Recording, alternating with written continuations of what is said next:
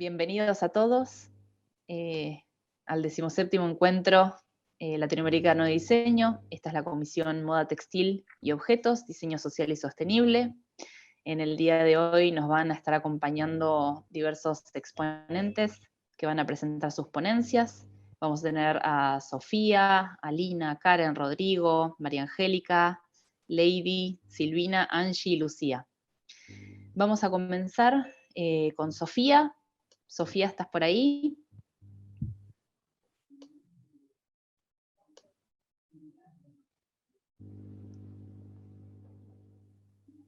Si podés activar cámara y micrófono. A los demás expositores les pido que silencien su micrófono, así no producimos ninguna interferencia. Sofía, ¿me escuchás?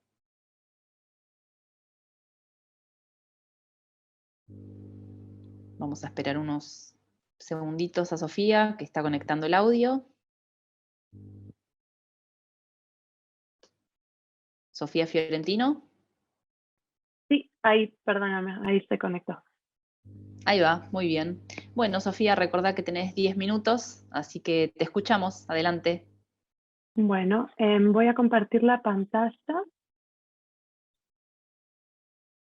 Avísame si podés ver. Sí, ¿Me se ve podés ver perfecto. bien? ¿Se ve? Ok, perfecto. Sí, sí. Bueno, sí, mi nombre es Sofía Catalina Fiorentino Zarrate.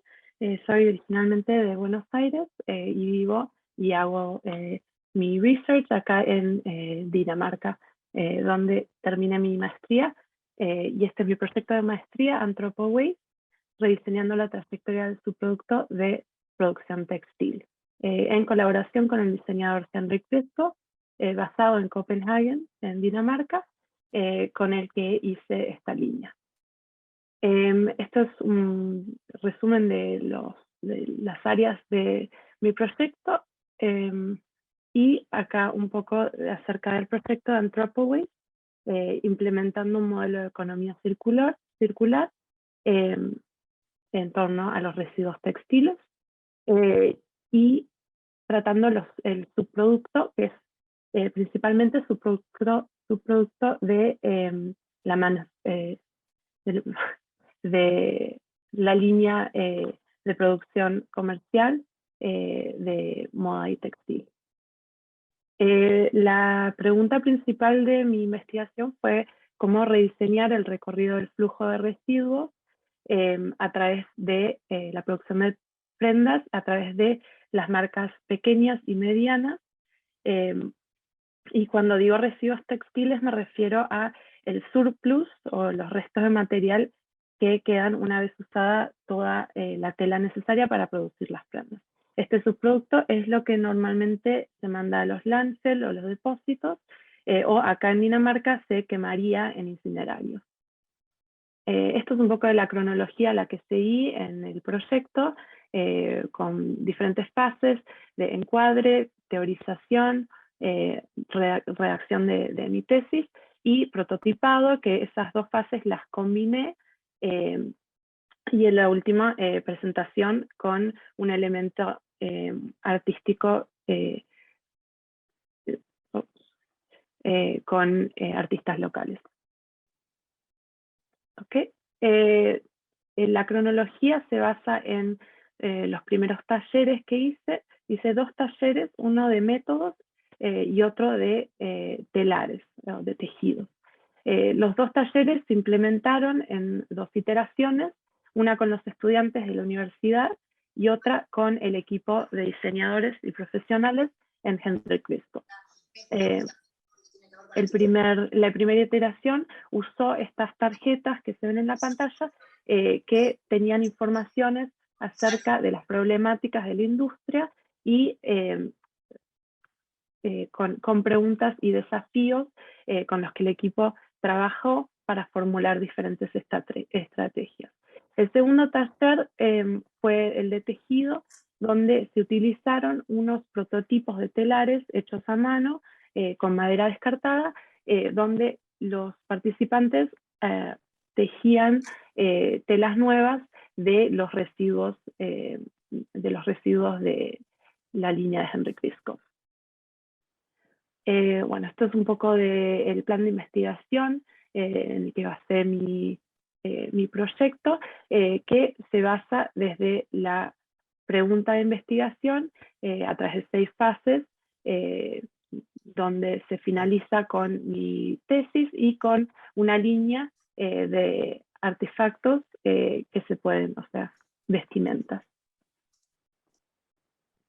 Los antecedentes, una parte grande es mi vinculación con los pueblos indígenas huarpes a través de mi familia y diseñando con este marco de escasez, preservando las tradiciones artesanales como acto de resistencia para bajar el paso de la moda. Reconocí una falta de modelos híbridos en la transición en el panorama de la industria moderna y decidí diseñar creando. Con este enfoque fenomenológico actué en una forma de resistencia con los telares, armando las telas que luego se transformaron en vestimentas. Bueno, un poco más de los antecedentes brevemente. Trabajé con 2 centros de gestión de residuos en Dinamarca. Uno se enfocaba en residuos mixtos, o sea, no solo telas y vestimentas, sino que también todo tipo de materiales, como se ve en la foto. Y la segunda institución fue también un centro de donación, pero eso fue solamente con prendas usadas. Esto es un poco de la estructura que tenía ese centro de donación de prendas al empezar el proyecto y como identifiqué una oportunidad de un sistema autosuficiente en el punto donde la ropa no podía circular más en sus negocios. En ese punto me pregunté cómo hacer accesible el cambio con la cantidad de residuos que estaban lidiando en ese momento y decidí enfocarme a 3 áreas puntuales, hacer talleres donde se implementan diferentes herramientas para poder recrear telares con las vestimentas que se entregaban. El segundo es rediseñando, basado en los residuos, y incorporar trazabilidad, o sea, poder tener una idea exacta de dónde van las vestimentas.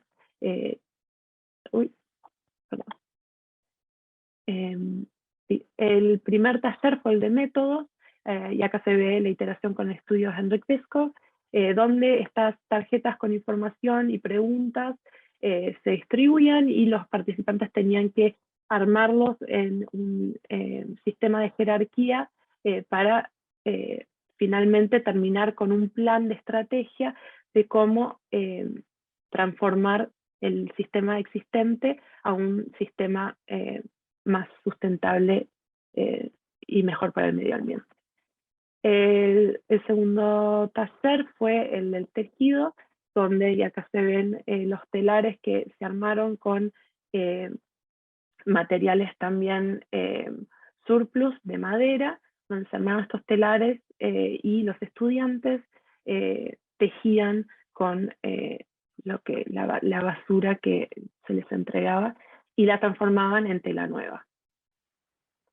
Los resultados principales a través de estos experimentos fue, además de preguntarme y preguntarles a los participantes cómo rediseñar el recorrido del flujo de residuos en pequeñas y medianas empresas, también incorporé el tema de reducir la brecha entre la teoría y la práctica en el proceso de implementar estas estrategias.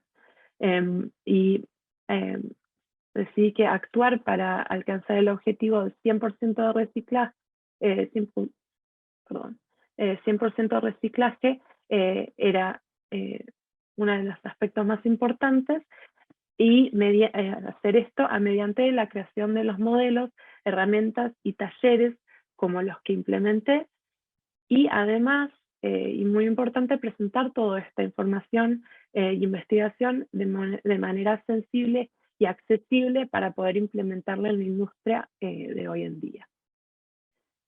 Las conclusiones a las que llegué a través de todo esto fueron tres áreas principales de cambio. El cambio en la industria, esto se trabajaría dentro de la industria de los sistemas existentes para cambiar y crear una transición a sistemas de producción circulares que puedan ser autosuficientes. El segundo cambio es el cambio cultural. Este sería un cambio que se genera fuera del sistema de la moda y se crea un cambio con educación y la distribución de las herramientas, ofreciendo oportunidades para un diálogo más amplio y que los usuarios utilicen su voz y personalicen los tejidos o las prendas. Y el último es el cambio de política, este es el más complicado, que sería trabajar fuera del sistema de la moda y trabajar a través de cambios políticos, leyes, regulaciones, para que la industria de a poco se transforme.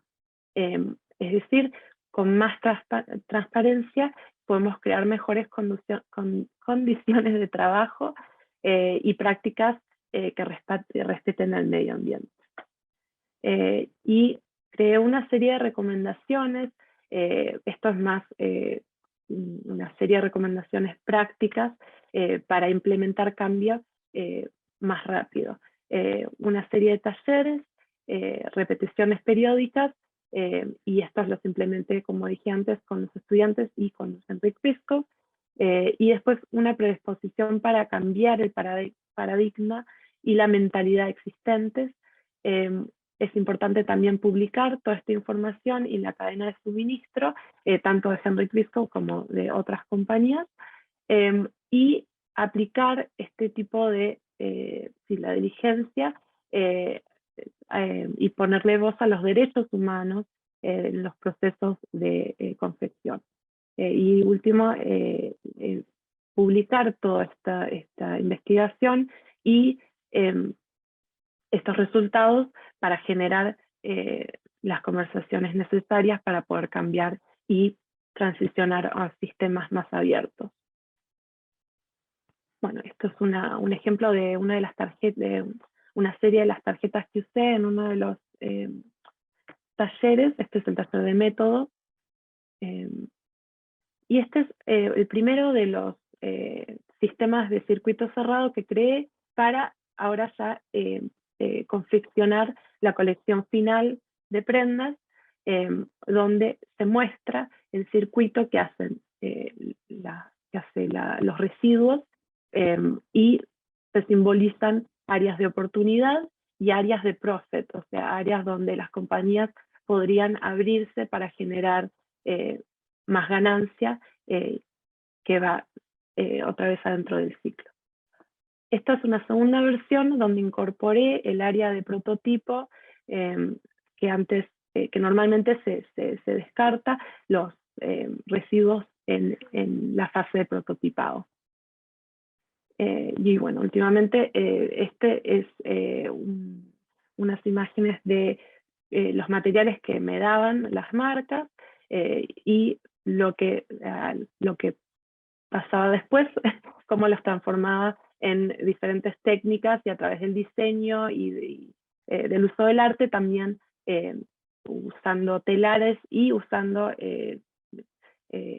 tejiendo sobre mesa, se generaron estas telas que finalmente se convirtieron en esta línea de vestimenta Henrik Pisco. Y este sería el final. Muchas gracias por todo. Bueno, Sofía, muchas gracias por tu presentación. Muy interesante. Puedes dejar tus datos si querés en el chat, tus redes sociales, para que quien esté interesado te pueda contactar. Genial. Vamos a pasar al siguiente, gracias, al siguiente expositor, que es Rodrigo Mené, que nos va a presentar estética disidente en la biofabricación de objetos. Rodrigo, ¿estás por ahí? Ahí va. Buenas, acá estoy. Muy bien, Rodrigo. Bueno, te escuchamos. Bien, ahí empiezo a compartir pantalla.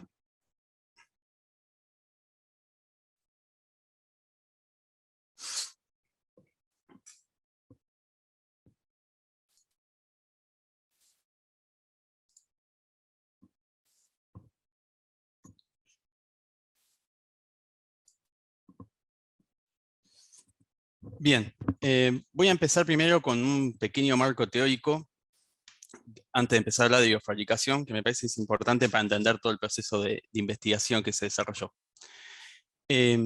Nosotros tenemos que la biofabricación o los materiales o los biomateriales en general vinieron a cuestionar el consumo, pero lo que están haciendo generalmente es hacer un consumo responsable y se está hablando, o el término más implementado es el de economía circular.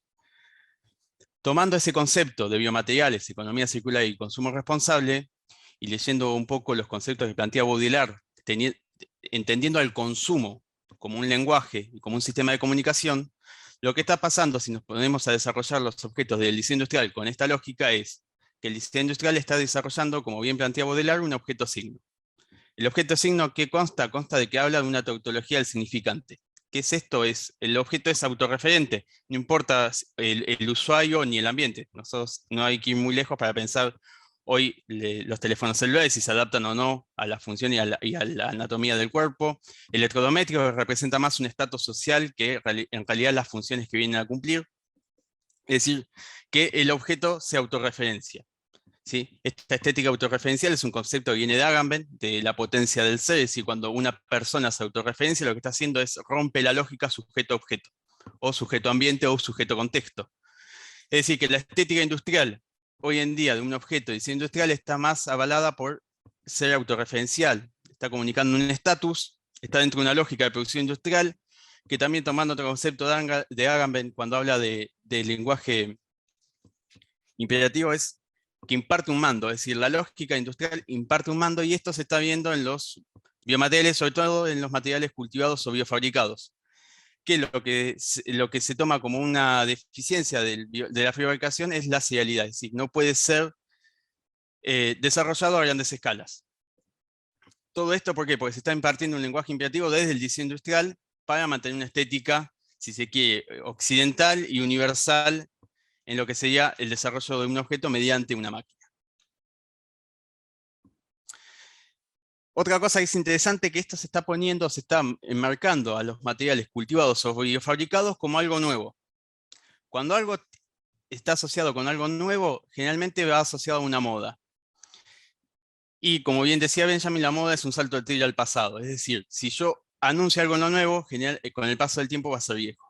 Entonces acá estaríamos en un arma de doble filo, es decir, el consumo o el mercado se está reacostumbrando o resignificando con los biomateriales para seguir subsistiendo, no para ser cuestionado, que era la primera instancia que los biomateriales sí vinieron a cuestionar el consumo, no un consumo responsable, sino el consumo y los medios de producción.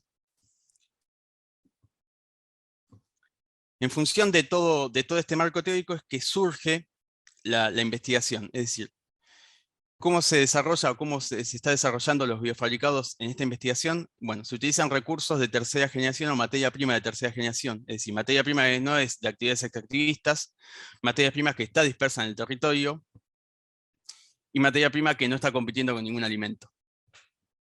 En función de esto se recolecta, se reduce manualmente mediante la poda, después se tritura con una multiprocesadora para generar una especie de chipeado y se empieza a desarrollar el material.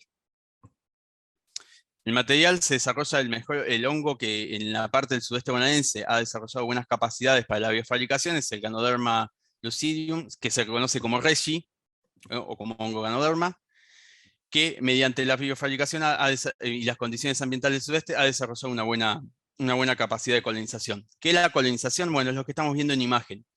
Mediante un molde 3D se moldea el objeto a desarrollar, en este caso se ve una maceta, en el otro caso se ve en medio líquido, ¿sí? Lo que va a generar después una especie de cuello que va a terminar teniendo una textura de papiro que vamos a ver a continuación. En función de eso, se desarrolla el biomaterial, se deja que crezcan, no se altera artificialmente ninguna de las propiedades, sí se puede naturalmente reducir un poco la humedad o aumentarla, dejarlo con un poco más o menos de oxígeno, pero no con ningún elemento químico ni artificial. En función de eso, con un paso de 15 a 20 días, en algunos puede tardar un poco más, dependiendo también de las condiciones en las que se haga. Recordemos que tiene que ser un ambiente totalmente sanitizado, es decir, que presente condiciones que no estén en un ambiente sucio, trabajar siempre con guantes de lácteos y alcohol, porque bueno, estamos trabajando con materia viva. Si esto lo dejaríamos seguir colonizando, tendríamos el hongo comestible. Queda todo colonizado, se hace la textura final y después se hace un proceso de cocción de la pieza. Entonces acá tenemos los productos finales. Los productos finales, el primero es la maceta, es otro tipo de maceta, y el segundo es lo que vimos acá en el medio líquido, que se termina transformando en una especie de lámina o multilaminado o una chapa similar a la madera. ¿Qué vemos acá? Que si nosotros nos mantendríamos dentro de la lógica autorreferencial, no teniendo en cuenta el material, sino nada más qué representa, no estaríamos desarrollando este tipo de materiales, si no importaría qué textura tuviese. Y sobre todo, trataríamos de generar piezas idénticas, que es lo que se está reclamando a la biofabricación. Cosa que no tendría que ser así. Al trabajar con materia viva, la materia viva, y según las condiciones y el contexto, va a desarrollar diferentes características. Entonces, dejar eso de lado sería seguir respondiendo a la misma lógica de consumo, al mismo objeto y a la misma estética autorreferencial que mantiene el diseño industrial, y no activar la estética propia de una biofabricación que viene a romper totalmente con la lógica de producción de plástico, metal u otros elementos que ya se han desarrollado industrialmente. Acá vemos la maceta que teníamos en este caso, totalmente colonizada, que bueno, permite una cierta textura e incluso ver de qué material o con qué fue constituido ese objeto. ¿Sí? Tampoco tenemos que buscar soluciones universales. Es decir, en el sudeste bonaerense lo que va bien, en este caso esto es cortadera, y permite una buena adaptación del hongo. En Salta se dan las semillas de poroto de soja, o la cáscara de poroto de soja, perdón. Es decir, vamos a poder activar diferentes lógicas. No tiene que ser algo universal y totalmente manufacturado y con una regla y una norma estricta como generalmente se mantiene dentro de las estéticas del diseño industrial. Entonces, querer adecuar a esa escala de fabricación es dejar la esencia, o es preponderar la apariencia sobre la esencia. Eso también es un concepto que maneja Boyce, que dice que generalmente el diseño industrial prevalece la apariencia y deja al lado la esencia. ¿Sí? Hay objetos que nosotros sabemos si son de plástico o metal que emulan un tal material que otro. Bueno, ¿eso qué es? Eso es apariencia sobre esencia. La biofabricación lo que nos permite es mantener esa esencia sobre la apariencia y poder indagarnos y romper ese lenguaje de consumo y también ver cuáles son las lógicas de producción, tecnológicas, socioculturales y de contexto en los que estamos trabajando. Bueno, muchas gracias.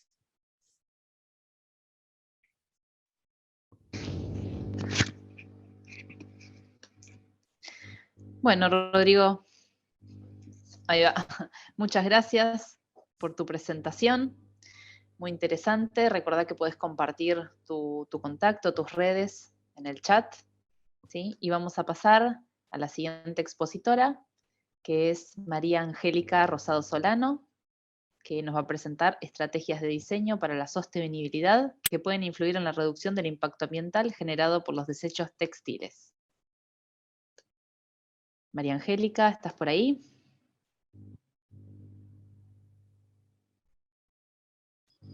Hola, ¿cómo están? Sí, ya, permítanme Ahí un va. segundito.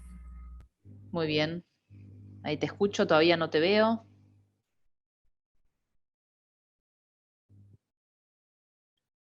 Tenés tu cámara apagada. Ahí va.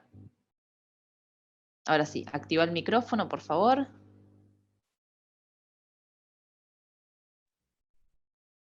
Ahí va. Hola, ¿sí me escuchan Ahora bien? sí. Perfecto. Bueno, Angélica, te escuchamos. Adelante. Hola, ¿cómo están a todos? Muchas gracias por el espacio. Bueno, yo soy Angélica Rosado, soy estudiante de maestría en innovación y diseño de la Universidad Industrial de Santander en Colombia. Y bueno, ya dijiste el proyecto de investigación que justamente llevo a cabo en la universidad, que son las estrategias de diseño para la sostenibilidad que pueden influir en la reducción del impacto ambiental generado por los desechos textiles. Sabemos que en la conferencia de la ONU sobre comercio y desarrollo UNCTAD en 2019, pues se ubica la industria de la moda como la segunda más contaminante del mundo, acostumbrados a un modelo basado en comprar, usar y desechar, pues esto desafía a los diseñadores de moda justamente a intervenir en la cadena de diseño y producción, incentivando unos procesos de manufactura sostenibles y pues que en consecuencia puedan influir en el comportamiento de los consumidores. Bueno, la premisa o lo que se extiende desde el marco teórico de esta investigación es desde en 2015 alcanzamos los 7.400 millones de personas, el consumo textil per cápita llega a unos 13 kilogramos de habitantes por año, y en 1950 éramos unos 2.500 millones de habitantes y el consumo textil per cápita era de 3.7 kilogramos por año. Entonces, si las proyecciones de crecimiento de la población se cumplen, pues según la ONU para el 2050 estaríamos llegando a los 9.300 millones de habitantes y por ende, según lo que dice Carrera, estaríamos hablando de cultivar el doble de algodón, duplicar la población de ovejas, extraer el doble de celulosa para obtener fibras artificiales y extraer el doble de petróleo necesario para hacer estas fibras sintéticas como el poliéster que tanto utilizamos nosotros diariamente. Lo mismo se va a ver reflejado con la cantidad de agua y energías necesarias pues, para abastecer esta nueva demanda. Sabemos que como industria hemos crecido desde el 2000, perdón, sabemos que como industria a partir del año 2000 hemos duplicado nuestra facturación, obviamente impulsados por fenómenos como el fast fashion, que sabemos la mayoría que ofrecen a los minoristas una rotación constante de los productos que se comercializan a precios muy bajos en tiempos muy cortos. De esta manera, pues como consumidores lo que hacemos es actualizar rápidamente nuestros armarios, pues a un costo, muy, pues como ya lo dije, a un costo muy asequible, ¿no? Obviamente entendemos que durante el ciclo de vida de una prenda se generan diferentes impactos sociales y ambientales. Entre los impactos negativos que tenemos, pues está las sustancias químicas y o tóxicas, el uso de estas sustancias químicas o tóxicas, el alto consumo, como ya lo dije, de agua y energía y la generación de grandes cantidades de desechos y vertimientos. Un ejemplo de ello lo entendemos pues en Reino Unido, se desechan aproximadamente 1 millón de toneladas de prendas de vestir, por lo tanto es necesario o vemos una necesidad en reducir obviamente estas cantidades de materiales, de productos que justamente van a terminar en los vertederos, ¿no? En los rellenos sanitarios pues de cada país. En 2016 Greenpeace saca un estudio que se llama Time Out for Fast Fashion y asegura que el 75% de la ropa que se produce en el mundo termina en los vertederos o incinerada. Entonces, esto nos lleva pues obviamente como ya lo dije, a generar a entender que la necesidad de reducir toda esta cantidad de desechos pues es totalmente indispensable. Hablando como país, en Colombia, la industria textil es uno de los sectores más importantes de nuestro país. Está representada más o menos por el 8% del Producto Interno Bruto. Y hay algunas propuestas, no muchas en este sentido, en el manejo de las basuras generadas por la industria. Esto la hace el Instituto de Exportación y Moda, INEXMODA. No hay mucha regulación sobre este tema, la verdad, sobre cómo se deben manejar o cómo se están manejando esta problemática. Sabemos que hay iniciativas, por ejemplo, del uso de materias primas no convencionales, como los que se utilizan con los residuos de las botellas PET, productos orgánicos que obviamente se están utilizando también, al igual que las PET, para generar nuevos textiles. Sin embargo, en el país se sigue, pues esto también es parte de lo que dice Greenpeace en una encuesta en 2018, En Colombia solamente se está reciclando el 17% de los más de 12 millones de toneladas de basura que se desechan anualmente. Y en el relleno sanitario de Doña Juana en Bogotá, se revela pues que alrededor del 4.5% de todos los desechos que entran a este relleno sanitario son textiles, es decir, unas 115.000 toneladas de desperdicio de textil al año, pues que corresponden, como ya dije, a la contaminación producida por la industria de la moda en el país. Sabemos que este sector cuenta con más de 30.000 empresas registradas en las cámaras de comercio. El 70% de las empresas del sector textil en Colombia se encuentran en los eslabones de confección, de manufactura, de comercio. Un número menor en fibras e insumos y servicios, entonces todo lo que es la parte de la confección de la prenda o el proceso de fabricación de la prenda se lleva pues la mayoría de la torta de todas las empresas que trabajan en el sector.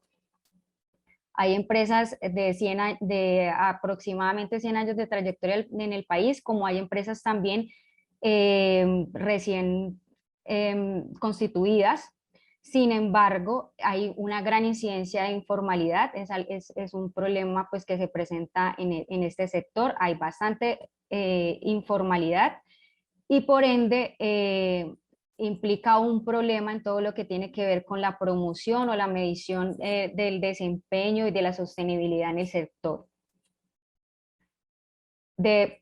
De esa manera podemos entender que establecer los procesos que se deben tener en cuenta para el aprovechamiento de los residuos textiles en las empresas de confecciones no es muy sencillo, tampoco se realiza de manera efectiva.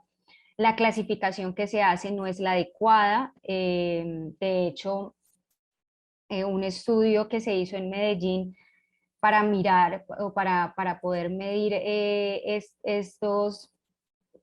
este manejo de las basuras en este sector textil, indica que el 51% de las empresas siguen dejando los mismos residuos textiles, siguen clasificándolos o dejándolos al lado de los residuos normales, y el mismo camión de basura llega, los recoge y no hay una clasificación, simplemente pues él se los lleva al igual que con el resto de desechos.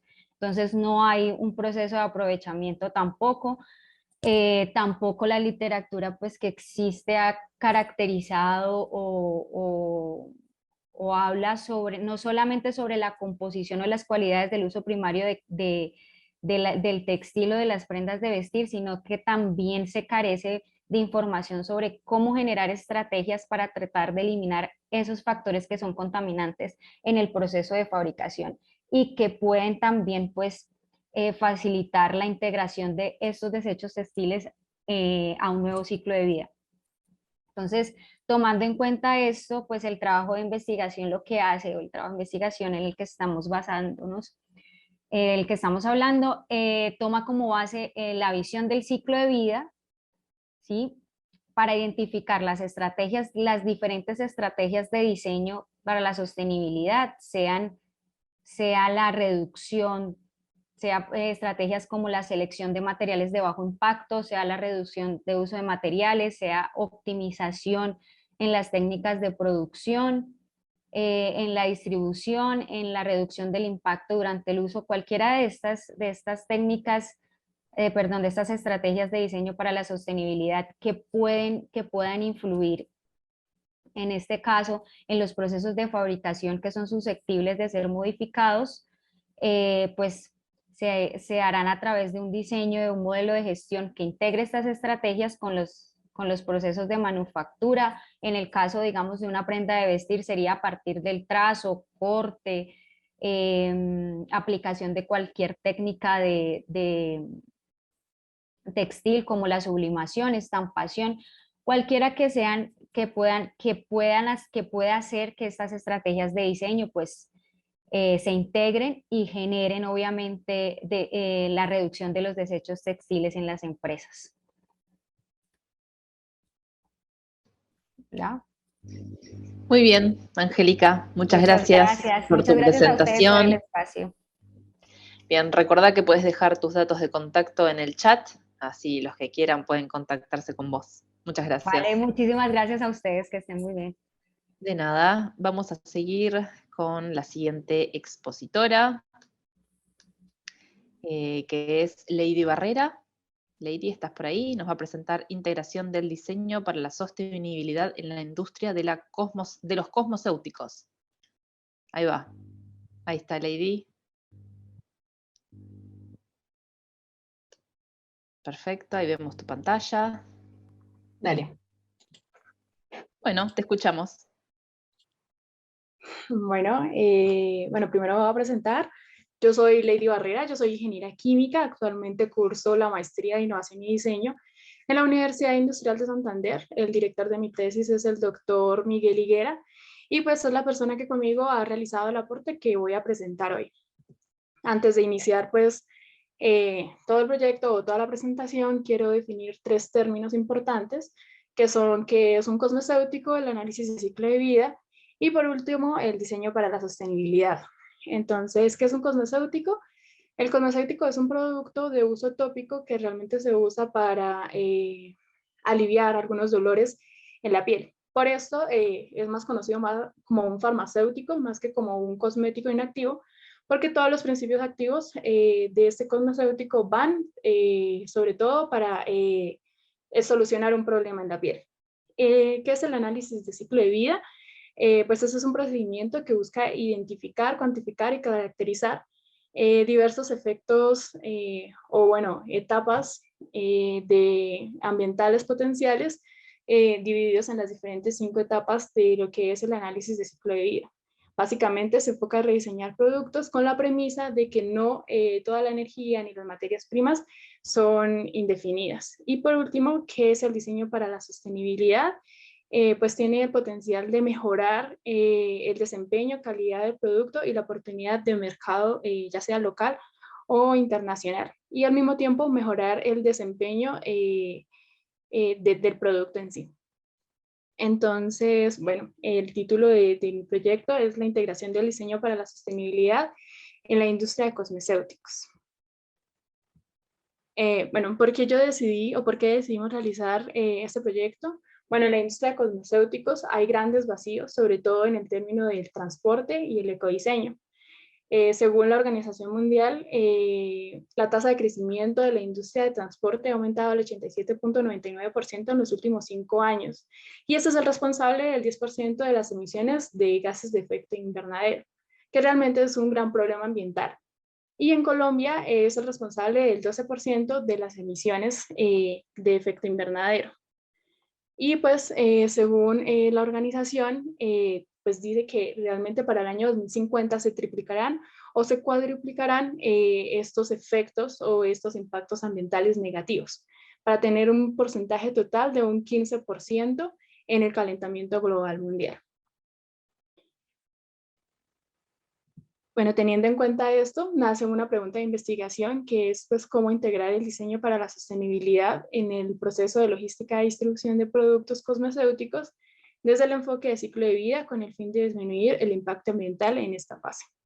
También agregando un poco al anterior de los impactos ambientales, también se desempeña o se desenvuelve otro impacto que es el empaque o el embalaje, que es uno de los generadores o grandes generadores de problemas del medio ambiente, pues aproximadamente son el 174 kilogramos per cápita en la Unión Europea. Pues también genera grandes acumulaciones de residuos sólidos, materiales no reciclables, plásticos de un solo uso, que pues también viene un gran problema. Por el momento la tesis o lo que he desarrollado de este proyecto lo estamos haciendo hasta ahora en un estado del arte. Entonces, primero voy a hablar de las estrategias de sostenibilidad desde la perspectiva de la industria de cosmecéuticos. ¿Qué han hecho normalmente ellos? Se enfoca sobre todo en la minimización de materias primas sintéticas, entonces ha nacido la síntesis verde en los productos cosmecéuticos, para así pues disminuir los pues, vertimientos tóxicos, aguas contaminadas, contaminación en alcantarillados. Y también, por otro lado, es la disminución de procesos en la etapa de producción. Entonces ya hacen como el uso de un solo recipiente para el mezclado, para así no generar pues más residuos o más tanques para el lavado de estos productos o en este proceso. Desde la perspectiva del diseñador, pues realmente nacen como dos, o hemos analizado dos perspectivas, que es el análisis de ciclo de vida, que realmente en la industria cosmecéutica solo se basa, como lo dije anteriormente, en la parte de la producción, pero realmente queda un gran vacío en el resto de las etapas, sobre todo en la etapa de la logística de distribución o en la etapa de la disposición final. Y por el otro lado está el ecodiseño, que el ecodiseño pues parte de una, pues como una gran importancia, porque realmente el empaque que se utiliza actualmente para un cosmecéutico o un cosmético es casi el doble o el triple de lo que realmente es el producto neto del producto que realmente estamos comprando. Entonces, realmente estamos transportando un vacío y no como tal el producto. Entonces, por eso se debe rediseñar el empaque de este producto para que realmente el volumen sea menor y así el gasto energético en el momento del transporte también sea más eficiente. Pues bien, también en la parte del gobierno, en los últimos años se ha implementado las estrategias de la norma ISO 14001, que realmente son normas ambientales que pretende que la empresa sea un poco más amigable con el medio ambiente. Pero pues desde el 94, para discutir y valorar la gestión ambiental, pues se ha decidido aplicar la gestión del ciclo de vida. Pues desde entonces, pues se considera como la única perspectiva que salvaguardará la noción de la sostenibilidad. En las conclusiones respecto a este estado del arte es que, digamos, los avances que se han hecho en la parte sostenible o en la parte ambiental de las empresas de cosmecéuticos realmente solo se han dado de la perspectiva de la fabricación, teniendo en cuenta pues el uso correcto de materias primas o procesos de síntesis que no generen impactos en el agua, aire o tierra, y pues esto implica mucho todo lo que es la química verde o la síntesis verde, pero deja un campo abierto al estudio de la sostenibilidad en la industria de cosmecéuticos desde el punto de vista del diseñador, que sería entonces un campo grande con respecto al ecodiseño, el análisis de ciclo de vida, pues que realmente vienen siendo pues un campo de innovación en este sector. Lo cual nace pues mi objetivo principal de la tesis, que es implementar un modelo de diseño para la sostenibilidad en la logística de distribución de cosmecéuticos desde un enfoque de ciclo de vida del producto orientado a minimizar los impactos ambientales potenciales definidos en esta fase de logística. Y hemos creado hasta el momento una metodología que es realizar un inventario de ciclo de vida en cada una de las etapas hasta realmente llegar a la etapa de logística para ver cuáles son las variables que realmente afectan en cada uno de los procesos de producción o del ciclo de vida de este producto cosmecéutico. Teniendo en cuenta pues estos resultados del inventario de ciclo de vida, se determina un modelo metodológico en el que se va a integrar el diseño para la sostenibilidad y en el cual se va a validar en un caso de estudio de una empresa productora de cosmecéuticos mediante un software pues, que sea adecuado para este proceso. Y bueno, hasta ahí va mi presentación. Muchas gracias.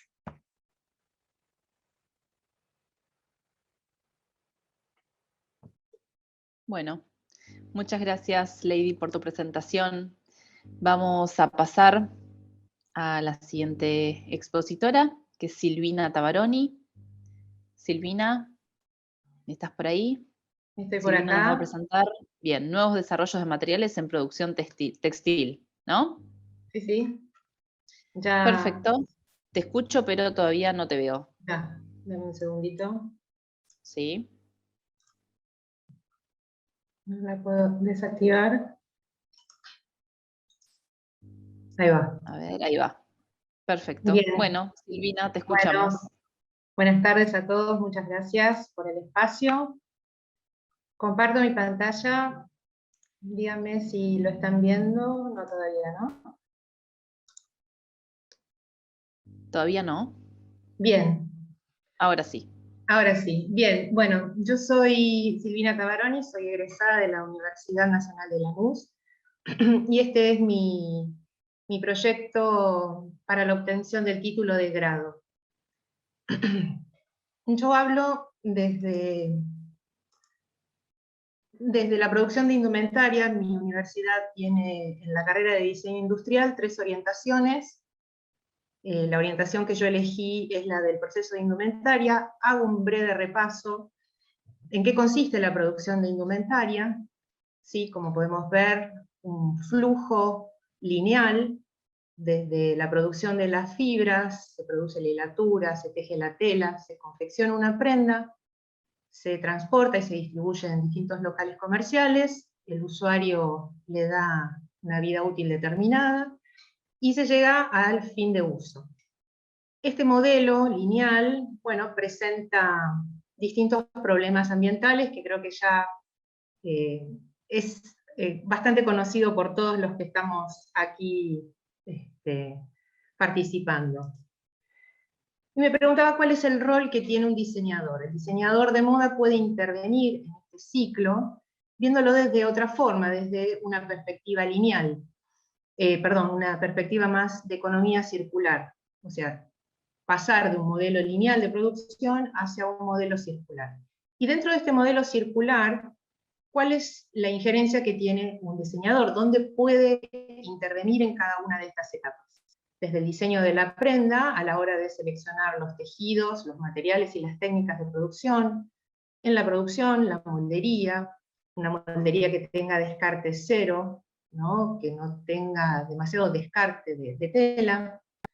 En la confección de la prenda, en el embalaje, en elegir la manera en cual esas prendas se empacan, todo lo que tenga que ver con el packaging. Desde el uso, ahí el diseñador puede tener algún tipo de injerencia en cuanto a las etiquetas de lavado, elegir materiales que sean fáciles de lavar o que no necesiten tanto lavado para evitar el consumo excesivo de agua, de detergentes, por lo tanto de líquidos, de lixiviados, de terminar, digamos, en los desechos cloacales.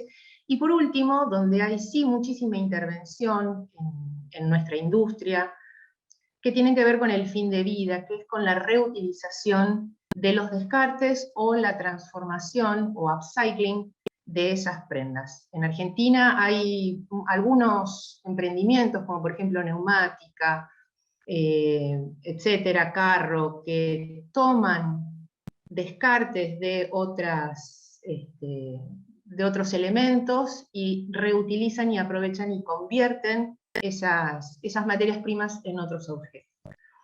Pero yo les hablaba de economía circular. ¿De qué hablamos cuando hablamos de economía circular? Es pensar desde el material, es pensar en los procesos, es pensar en el tipo de productos que se van a diseñar, el tipo de uso que se va a dar y el descarte, donde ya el descarte pueda reinsertarse en una matriz nueva de producción. Es decir, la economía circular y la producción sustentable son unas prácticas novedosas que exigen un gran conocimiento y un gran compromiso de todos los actores productivos, tanto las empresas, los trabajadores, los consumidores y los entes reguladores. Entonces, acá estamos ya involucrando a la sociedad toda en este tipo de producción.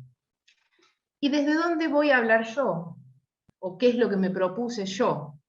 Fue una combinación de biología y diseño. ¿Por qué?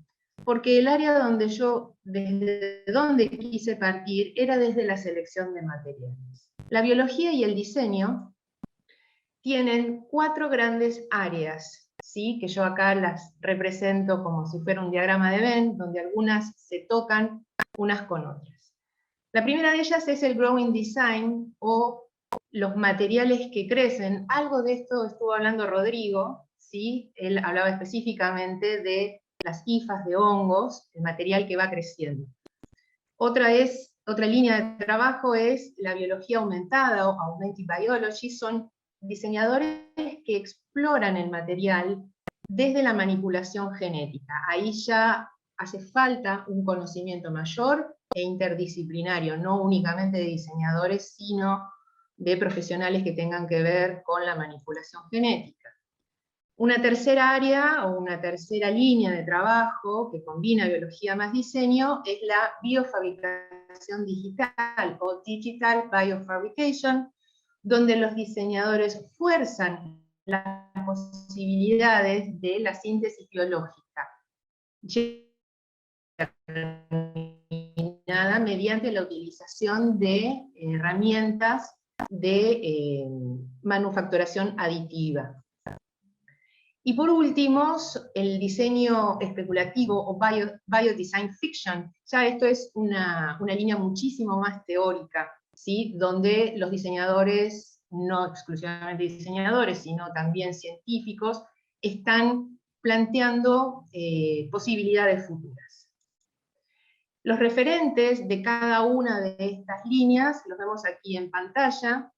Yo partí desde quienes ven aquí en el número 2, la referente es Suzanne Lee. Ella presentó un trabajo muy interesante en una charla TED, donde habla de la kombucha. ¿Qué es la kombucha? Bueno, es un consorcio de bacterias y levaduras que se producen, ¿sí?, en un medio líquido. Este medio es un té azucarado que a lo largo del tiempo se reproduce. Tenemos un Scooby madre y se forma un nuevo Scooby en la superficie.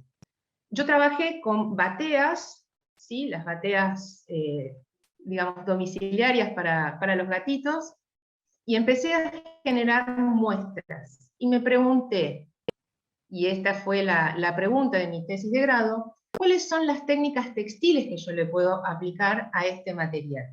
Porque este material presenta diversas características, ¿sí? Las técnicas, que las voy a comentar un poquito más adelante. Las técnicas textiles que yo me propuse llevar adelante en este material son muy similares, son las técnicas tradicionales que la industria textil tiene. Y trabajé tanto con las muestras en desarrollo, o sea, mientras la muestra está creciendo, se está reproduciendo, después con las muestras ya desarrolladas, y por último, cuando las muestras ya están secas y purificadas. ¿Cuáles fueron estas técnicas? Bueno, en las que son tanto en desarrollo como las desarrolladas, la idea fue aplicar color. La pregunta que yo me hice, ¿le puedo aplicar color? ¿Puedo hacer que sean afines a otros materiales? ¿Puedo aplicar algún tipo de tratamiento superficial, como sucede con las telas que son de uso convencional? En cuanto a la aplicación de color, mientras las muestras se estaban desarrollando, incorporé tinte en el medio de cultivo, y además de aplicar tinte, les agregué modificadores del pH, como jugo de limón, vinagre de alcohol y sulfato de hierro. Después, con las muestras ya desarrolladas, las teñí de la manera convencional, ¿sí?, que es con calor, aplicando algún tipo de colorante natural, y luego aplicar modificadores de color como jugo de limón, vinagre o sulfato de hierro. Eso fue en primera instancia la pregunta que yo me hice. ¿Le puedo aplicar color? Después me pregunté, ¿es posible que sean afines a otros materiales? Me pregunté si podían ser afines a fibras celulósicas, a fibras sintéticas, a fibras proteicas, o sea, celulósicas que vengan digamos, del reino vegetal, sintéticas que sean, digamos, de origen, que tenga como base el petróleo, y las fibras proteicas que tienen que ver con la lana, la seda, etc. Y también con virutas de madera. ¿Es posible que este material, que no inventé yo, ¿no?, que digamos, surge a raíz de la fabricación de la kombucha, se puede hacer todo esto? Y por último, cuando ya las muestras estaban desarrolladas, purificadas y secas, aplicar diferentes tratamientos superficiales, como por ejemplo estampado por serigrafía, por sublimación, calarla, punzonarla, poder hacer filamentos, coserla con máquina recta, si la podía plisar con calor o plegar, troquelarla con un cúter, impermeabilizar. Bueno, ¿qué es lo que obtuve? Acá, como podemos ver, diferentes muestras, es que sí pude aplicar color, pero no de la forma tradicional. Lo pude hacer con hojas de Santa Rita, procesadas con alcohol, ya pensando que mi material era una suerte de conglomerado celulósico, pensándolo como una suerte de algo intermedio entre una tela y un papel. Después pude hacer lo mismo con hojas de albahaca procesadas con alcohol, de la misma manera. Las hojas de albahaca, digamos, tiñen bastante bien por su gran presencia de clorofila. Después hice estampas directas con hojas de Santa Rita y con virutas de hierro. Después apliqué estampado por serigrafía, las quise sublimar, y las sublimé, y la verdad el resultado no fue fue el esperado, porque el algodón no es un material que se pueda sublimar fácilmente, la muestra se arruinó por completo. La muestra número 7 muestra blanqueado con oxígeno, que queda como un veteado, y por último, al contacto con una placa de hierro, que torna, digamos, el color bastante más oscuro de lo que es la muestra de kombucha en sí. En la muestra número 9 podemos ver que se torna un color verdoso al aplicar, digamos, contacto directo con una placa de cobre. En la muestra 10 muestra restos de sal que quedan como con una textura que parecen copos de nieve. Esto es como resultado de haber aplicado, digamos, haber intentado teñirla de la manera tradicional con un mordiente de sal. En la muestra 11, perdón, se produce como una suerte de retícula al colocarlo en contacto con una malla de aluminio. Y en la muestra 12 vemos la textura que adopta el material al dejarla secar sobre una tela con relieve, como es la tela del nido de abejas. En la muestra 13 vemos que se forma también una textura producto de la formación de hongos. En cuanto a la afinidad, podemos ver en la muestra 14 que es completamente afín con telas, digamos, de origen celulósico, como el jersey de algodón. En la muestra 15 es muy afín con el vellón de lana, y como era sospechaba yo que iba a pasar, no era para nada afín con la tafeta de poliéster. Acá vemos que la muestra se resquebraja y no se adhiere para nada. En la muestra 17 vemos que las virutas de madera no es afín, sino que apenas modifican levemente el color. Pero sí, por ejemplo, es muy afín con el papel. Y para mi sorpresa, vi que se puede generar un producto o un subproducto nuevo que funciona perfectamente como aglutinante, este material, en donde genera un nuevo material que tiene estructura. En la muestra 18B vemos que el Scooby, o el material, al ser procesado con una mini pímero hogareña y combinarlo con pulpa de papel, se forma una suerte de ladrillo muy liviano, muy resistente, y fue, la verdad, un hallazgo, fue una sorpresa. Se generó un nuevo material, donde la kombucha terminó siendo un aglutinante. También pude formar filamentos por torsión, o sea, recortando el material y torsionándolo. Lo pude perforar. Acá vemos una suerte de hilera hecha con una máquina recta domiciliaria. El material se puede coser, se puede calar y adopta y conserva estructura. Se puede plisar, se puede plegar y conserva estructura, no la pierde para nada, como si fuera una tela, y se puede impermeabilizar. Silvina, Entonces, perdón que te interrumpa, pero ya estamos muy sobre la hora, así que tenemos que ir cerrando. Bien. Brevemente, entonces, la cadena, digamos, si yo analizo desde la sustentabilidad, acá tengo una leve escala, ¿sí?, donde veo desde los parámetros de la sustentabilidad, es un material que acá vemos en esta escala que va de muy alto a muy bajo, desde el verde al rojo, vemos que es un material compostable, reciclable, dúctil, limpio, que su proceso, ¿sí? No es para nada complejo ni costoso, que la inversión en infraestructura para el desarrollo de este material es baja, no se necesita mano de obra calificada, ni grandes consumos ni de energía ni de agua.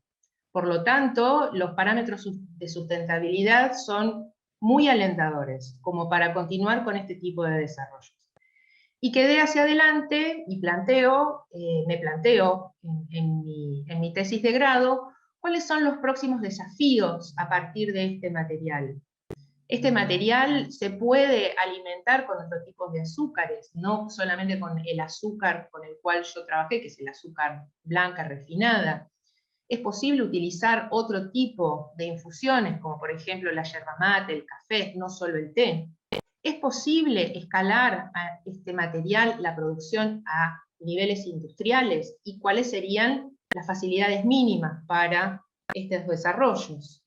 Es posible acelerar el desarrollo, porque este es un proceso que dura aproximadamente entre 15 y 20 días.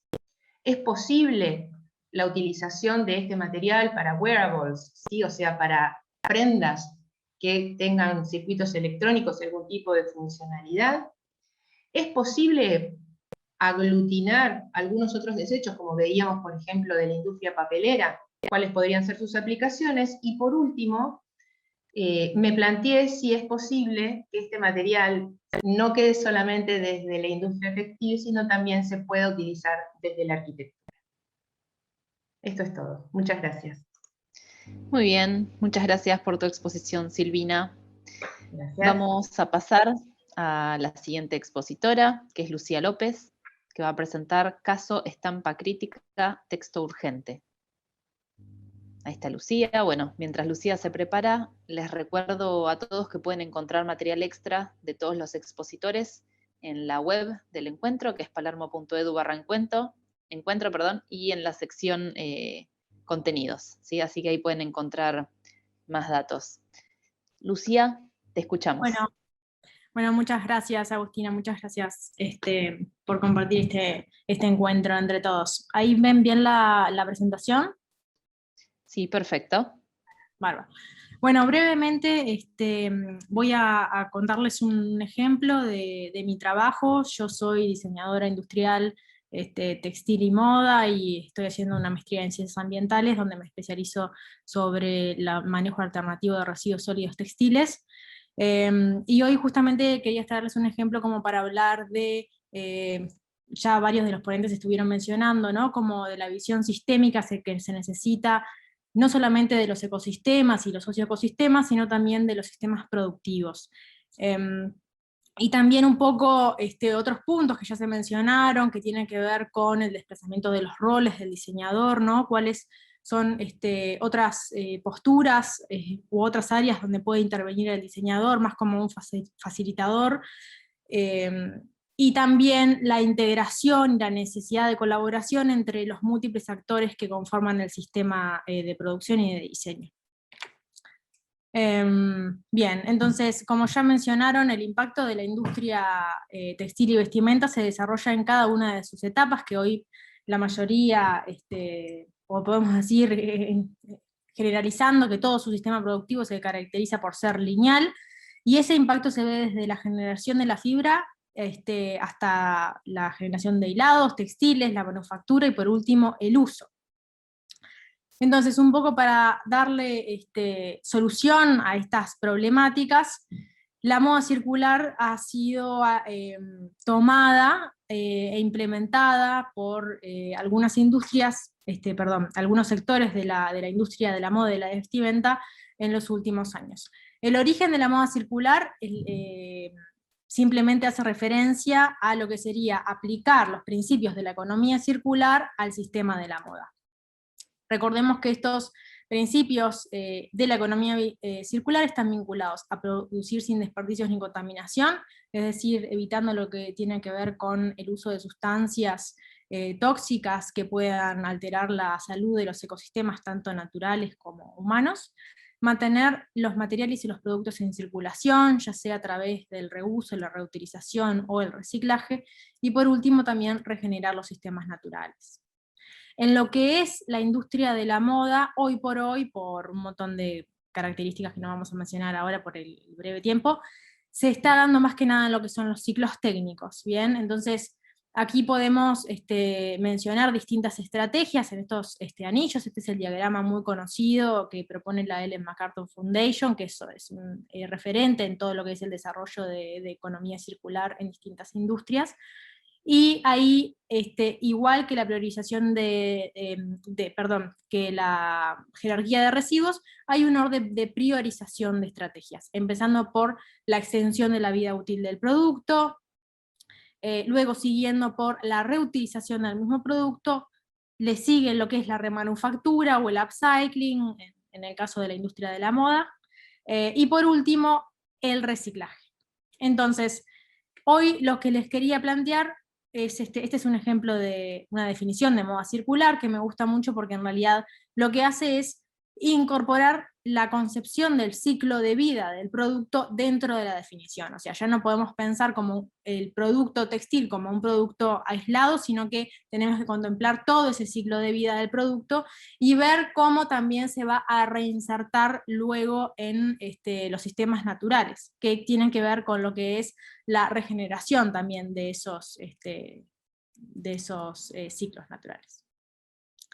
Entonces, les quería traer este ejemplo, que es un ejemplo de colaboración de Uruguay. No sé si lo llegué a mencionar, pero soy de la Universidad de la República, soy docente también de la Universidad de la República en Uruguay, la Escuela Universitaria Centro de Diseño, y este es un proyecto que hace algunos años que llevo adelante, que se llama Estampa Crítica Texturgente, que es un taller de upcycling que se basa en la crítica y la reflexión sobre todas las problemáticas que involucran a la industria textil, para luego a través de proyectos de upcycling participativo poder desarrollar muestras de upcycling que son intervenidas con textos que se generan en estos debates y en estos talleres de discusión. Tiene dos formas de trabajo, una es son producciones artesanales de objetos únicos, ¿no? Los distintos participantes se unen a debatir y a reflexionar, se generan textos como los que podemos ver en la pizarra anotados, y luego esos textos se estampan sobre las prendas, que son productos de upcycling, y ahí cada usuario se lleva su prenda en su casa, y otra línea de trabajo tiene que ver con lo que es la remanufactura en escala, ¿no? Ya llevar esto a lo que es más la industria, cómo podemos sobrellevar todos los desafíos que tiene hacer remanufactura en escala en la industria, ¿no? Que sean las experiencias que hemos tenido son de remanufactura en pequeña escala, ¿no? Estamos hablando cerca de entre 80 bolsos, 80 productos, kimonos. Tienen que entrar en Palermo. Entonces, estas son otras imágenes de los talleres, donde los participantes empiezan a confeccionar y a buscar a partir de una ficha guía, que por lo general es de código abierto, cómo remanufacturar esas prendas y luego lo estampan. Estos son otro ejemplo de unas indumentarias, unos kimonos que hicimos a partir de pantalones de uniformes. Porque aquí viene justamente lo que es la colaboración con la empresa Casa Urbana Uniformes, que ha desarrollado en los últimos años un sistema que tiene como meta, como fin, un sistema de economía circular. Ustedes saben que para cerrar el ciclo de moda circular y que algo efectivamente sea 100% circular, lo que hay que hacer es poder cerrar ese ciclo. Hay múltiples estrategias, pero para poder decir que es circular necesitamos cerrar el ciclo. Entonces, es muy difícil para una empresa que hace muchos años que está funcionando en un sistema lineal pasar de la noche a la mañana a lo circular. Entonces, lo que está haciendo Casa Urbana es desarrollar un sistema que permite ir incorporando estrategias que ayudan a la economía circular, como la reutilización, o el upcycling, o el reciclaje. Cada una per se no es circular, lo vuelvo a repetir porque muchas veces nos confundimos con eso. Y les voy a mostrar un poco cómo ha trabajado en los últimos años en colaboración con el taller de Estampa Crítica Texturgente y otros proyectos. Ellos son Carlos y Sandra, que son los dueños de la empresa. Entonces, en este diagrama podemos ver cómo Casa Urbana parte a partir de la producción y el diseño de uniformes corporativos femeninos. Los uniformes tienen cualidades muy particulares, porque además es un residuo que por lo general está en excelente estado, porque las empresas rotan o cambian sus uniformes cada periodo de tiempo relativamente cortos. Quizás algunas empresas cada temporada, cada 6 meses están cambiando los uniformes, y otras quizás cada 2 años. Eso es más o menos los promedios, ¿no? Obviamente que puede haber outliers y distintas variaciones, pero es algo que por lo general termina en muy buenas condiciones, y además tienen un volumen en stock de sobreproducción, o sea, una gran cantidad de uniformes que se producen solamente por las dudas de que la empresa los vaya a necesitar, y muchas veces nunca llegan a ser utilizados, y todo ese material está en excelentes condiciones para poder ser reaprovechado. Entonces, pensando en esos anillos de la economía circular, acá vemos cómo la empresa ha tomado ciertas estrategias. En el primer lugar es hacerse la pregunta de, bueno, ¿cómo podemos proponer nuevas líneas que salgan de los materiales? O sea, salir de los materiales sintéticos, ya que en Uruguay no hay reciclaje de materiales sintéticos en fibras textiles de calidad y reutilizables una y otra vez, y vamos a proponer una línea de materiales 100% biodegradables, ¿no? A través de lino, algodón orgánico, etcétera, con una empresa textil local, que es de las pocas empresas uruguayas que quedan, que es Megatex. Entonces, para el diseño de esto, pensando en lo que es la prevención del residuo textil, hicieron una colaboración con Renata Casanova y desarrollaron esta línea de uniformes Zero Waste. El Zero Waste, ya supongo que la mayoría lo deben conocer, es un sistema de patronaje que no tiene residuos de corte. Entonces ahí ya empezamos a pensar en lo que es la jerarquía de residuos, y pensar que la prevención del residuo sería como lo primero que podríamos pensar. En el segundo caso, bueno, tenemos esta línea, obviamente no la quieren todos los clientes porque tiene un costo mayor, ¿no?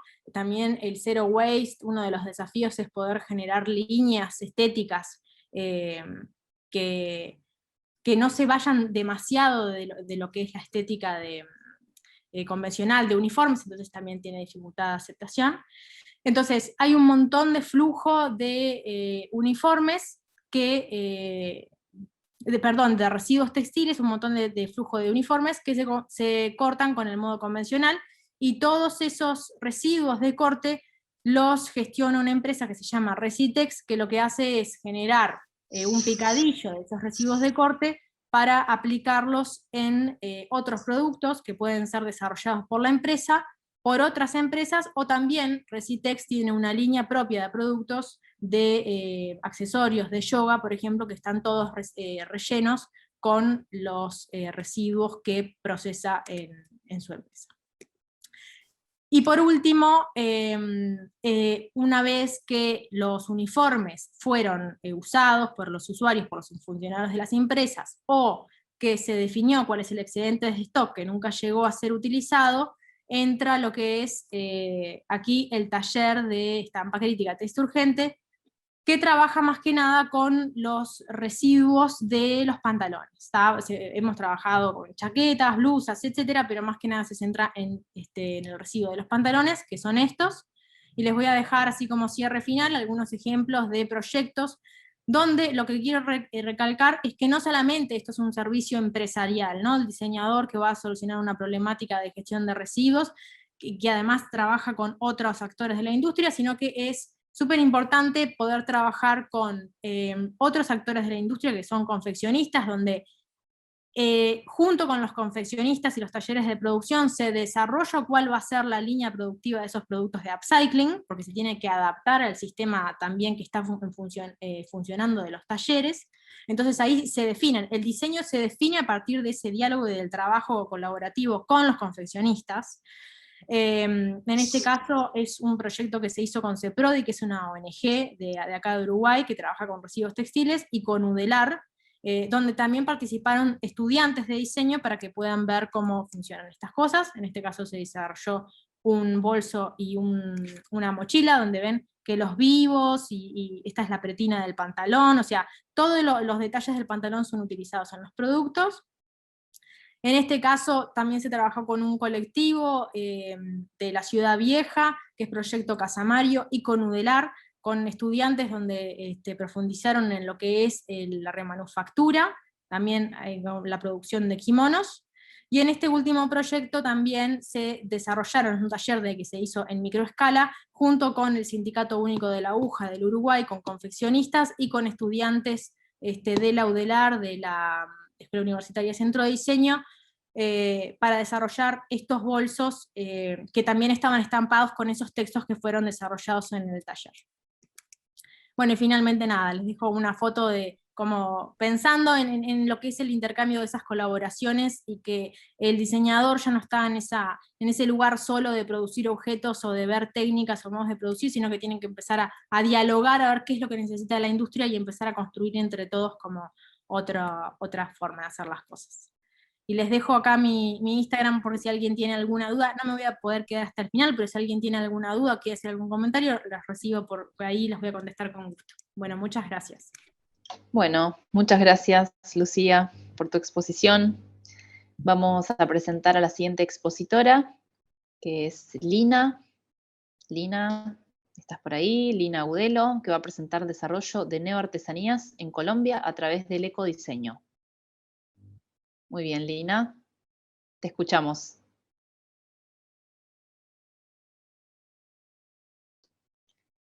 Lina, no sé si tenés activado el micrófono, pero no te escucho.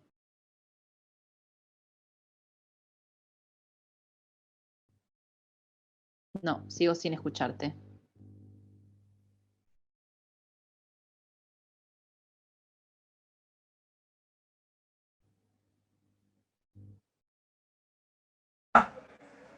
Ahí va. ¿Ahí va? Ahora sí, perfecto. Bueno, Muy bien. perfecto. Bueno, Lina, adelante. Les estaba diciendo que no me salía la opción para compartir mi pantalla. Bueno, no hay problema, te escuchamos. Ah, bueno, ok. No comparto mi pantalla. Listo, bueno. Y bueno, el trabajo que nosotros desde la Universidad de Medellín veníamos a presentar se llama Desarrollo de Neoartesanías en Colombia a través del ecodiseño. Este trabajo lo quisimos denominar así porque venimos haciendo una investigación de cómo a través del uso de una planta, que ya les voy a contar un poco sobre ella, de una planta que crece en una parte particular de nuestro país, hemos podido hacer unas experimentaciones, conocer muchísimo más el material y empezar a proponer nuevos desarrollos de producto. Yo soy Lina María Agudelo, soy ingeniera de diseño de producto, soy magíster en ingeniería y tengo un doctorado en ingeniería de diseño, y actualmente me desempeño como decana de la Facultad de Diseño. Es una lástima pues que no me salga para compartirles mi pantalla porque tenía unas imágenes bastante bonitas que creo que los podrían ilustrar muy bien. Sin embargo, les quiero contar un poco antes de entrar en materia sobre este trabajo que estamos haciendo con este material particular.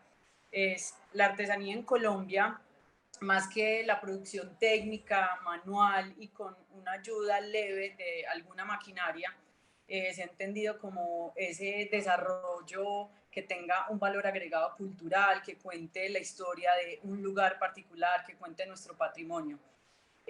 Ha sido históricamente también realizado por comunidades marginales, comunidades casi que en pobreza extrema. Y estos productos artesanales han representado no solamente su cotidianidad, sino que también representan su nivel de supervivencia, sus símbolos, su cultura, su religión. Entonces, en Colombia es muy importante todo el desarrollo artesanal. Nosotros como diseñadores hemos querido estudiar un poco cuál es el rol del diseño o cómo el diseño puede jugar un rol determinante para el desarrollo de futuros productos artesanales. y nosotros sabemos que colaborar precisamente entre múltiples disciplinas nos puede dar un producto mejor desarrollado, entendiendo que queremos rescatar toda esa simbología, todo eso autóctono, pero comprendiendo mejor las exigencias del mercado y la demanda y la oferta. Nosotros como diseñadores podemos canalizar no solamente esa carga simbólica, sino investigar y desarrollar nuevos productos a partir de nuevos materiales. En Colombia, en 2 partes del país, que quedan ubicadas más o menos en el centro, la parte norte de nuestro país, crece una planta que no es autóctona de Colombia. Llega hace más o menos 1 siglo y medio a Colombia, es el nopal. Esta es una planta que es de origen mexicano. Y en México esta planta es muy conocida porque hacen no solamente toda una exploración en torno a los alimentos y un poco, porque tampoco es el fuerte, en desarrollo de artesanías a partir de la planta. Resulta que en Colombia la planta solo es aprovechada para sacar el fruto. Esta planta da un fruto que se llama el higo, y el higo es un fruto de exportación, no es muy consumido tampoco en Colombia. Pero tenemos un problema y es que crece en unas zonas con muchísimas dificultades de acceso de los vehículos para sacar la cosecha, y cuando se logra sacar la cosecha del fruto se está perdiendo alrededor del 40% de la cosecha por el estado de las vías. Son zonas rurales bastante como desprotegidas por parte de nuestro gobierno. Pero ¿qué pasa? Tenemos una campesina de este municipio que se llama Sonsón particularmente, y ella empieza a hacer exploraciones y nosotros decimos que es una investigadora empírica, y ella empieza a mirar qué más allá del fruto podía entregarle la planta. Entonces empieza a secar sus hojas, les empieza a echar jabones, algunos químicos que tenía acceso, y luego de casi 6 meses empieza a obtener como una lámina de madera, porque no es madera, una lámina que se parece a la madera, y empieza a desarrollar nuevas artesanías.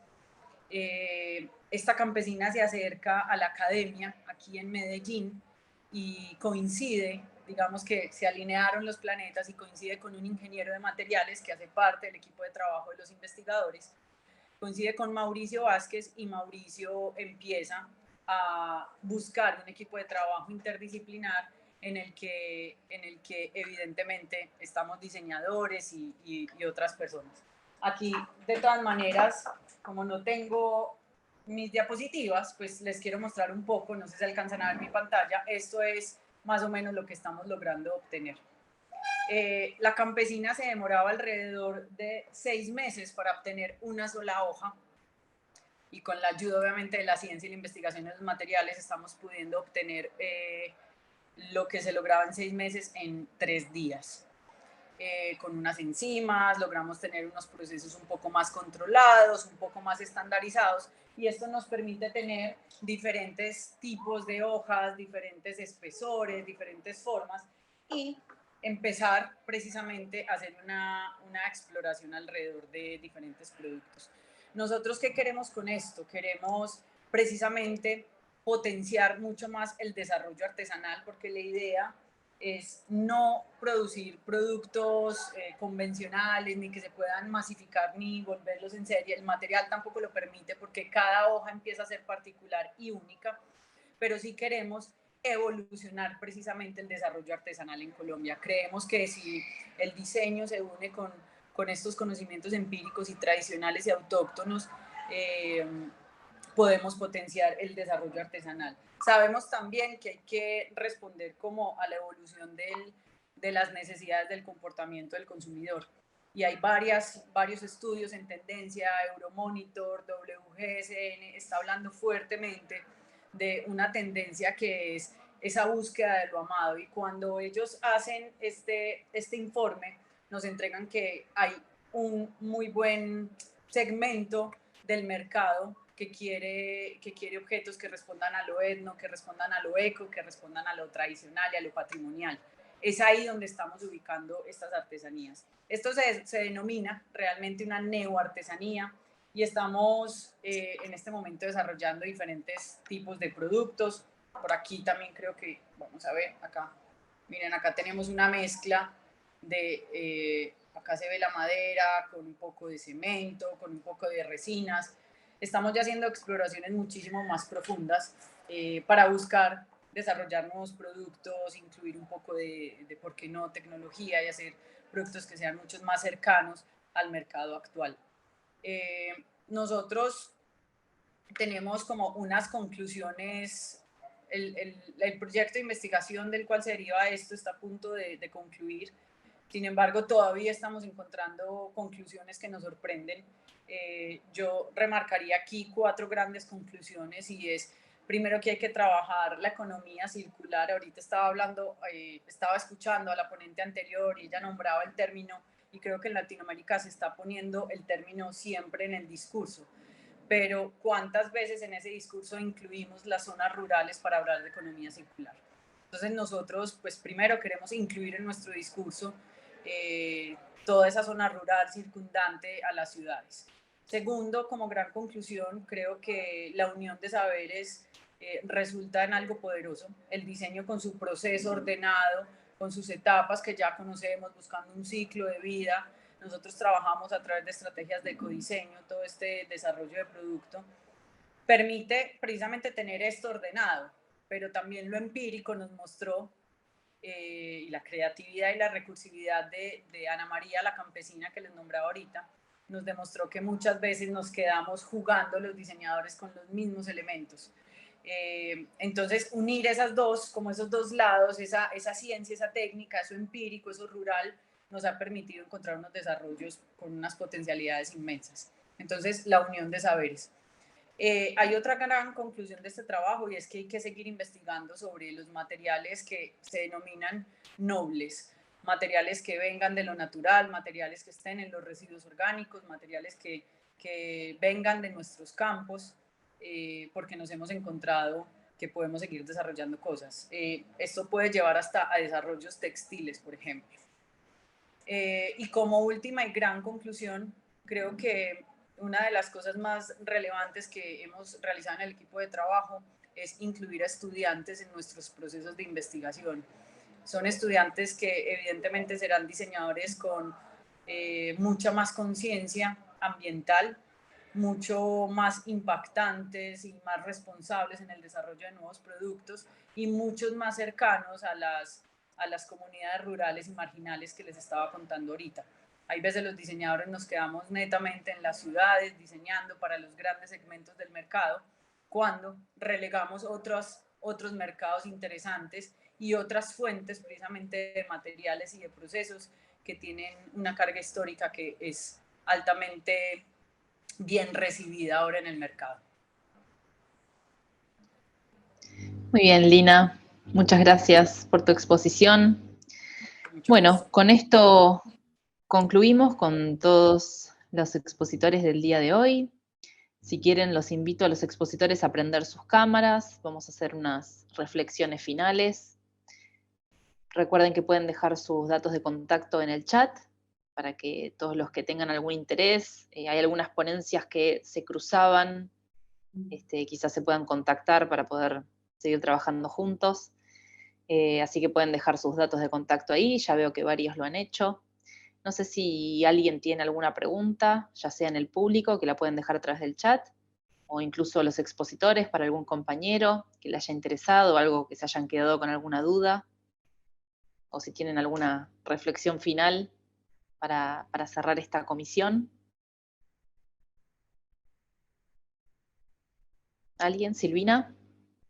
No, que veo que estás ahí. Estoy, pero veía que muchas disertaciones coincidíamos en algunos ítems, en algunas líneas de trabajo. Claro. Tal vez divergen los caminos, pero hay un tronco común en muchos de nosotros.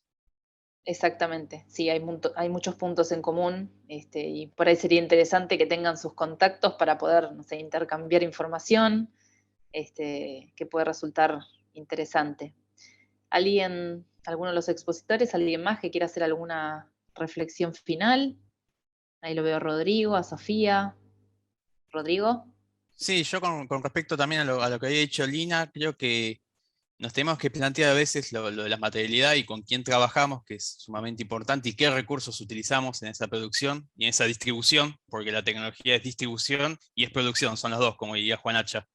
Y también no exigirles al material, e incluso tampoco a la comunidad con la que se trabaja, esa serialidad industrial o esa serialización de la producción, porque como bien mostró Lina, el material ya dice que no, entonces creo que exigirlo o quererlo acomodar es coartar toda la matriz simbólica, todo lo que significa ese material en función de una tecnología. Entonces me quedo con esa reflexión que me parece interesante. Muy bien, muy interesante. Sofía, ¿algo para cerrar? Sí, más que nada me quedo pensando con respecto a la industria de la moda en particular. Yo creo que ahora una de las cosas más interesantes en las que podemos trabajar es cómo crear ese puente entre estos materiales súper interesantes, las técnicas súper interesantes también, a poder implementarlo en cosas como vestimenta que usamos ahora y métodos de producción pequeños, no necesariamente en escala grande, ¿no? Pero yo creo que ahí hay un paso que tenemos que desarrollar o una oportunidad para desarrollar más métodos de cómo unir esos dos puntos, ¿no? Pero Muy muy bien, sí, interesante claro. todo. Bien, Lina, ¿algo para cerrar? Ahorita la antigua pues, intervención me pareció interesante eso de no forzar el material también a los seriados. Nosotros estamos intentando hacerlo y ha sido un reto para nosotros como diseñadores porque estamos acostumbrados al corte perfecto, ¿cierto? Al corte perfecto, a poder jugar con el espesor. Uno mismo determina los espesores, uno mismo determina las formas, pero acá es también, yo digo que ha sido una sorpresa hermosa tener que obligarnos como diseñadores a dejar unas variables que casi siempre tenemos controladas más libres y decir, bueno, el material me entrega esto, con esto como juego, ¿cierto? Es como también la invitación a seguir explorando este tipo de materiales. Muy bien. Bueno, muchas gracias a todos por sus ponencias, por sus aportes y reflexiones. Con esto vamos a dar por concluida la comisión de hoy. Pueden acceder a través de la web a toda la agenda. Tenemos un montón más de actividades y de charlas durante toda la semana. Así que bueno, muchas gracias por haber compartido con nosotros, a ustedes, a los exponentes y a todo el público. Muchas gracias, nos vemos la próxima. Gracias. Muchas gracias a todos. Muchas gracias.